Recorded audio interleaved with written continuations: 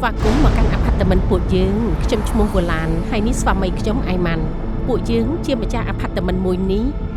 យើងបានទទួលភ្ញៀវតែជាន់ទី1និងទី5ប៉ុណ្ណោះ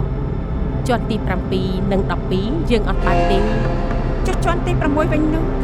ជាន់នោះខូចខាតច្រើនខ្លាចមានគ្រោះថ្នាក់ទើបពួកយើងបាត់ទៅគឺខូចខាតខ្លាំងតែម្ដង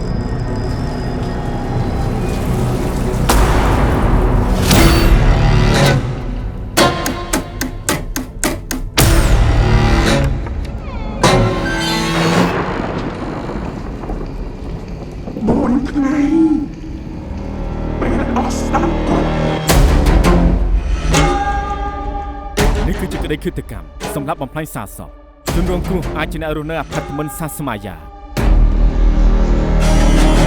មិនថាអ្នកណាដែលចូលទៅទីនេះនឹងត្រូវស្លាប់ក្នុងពេល4ថ្ងៃ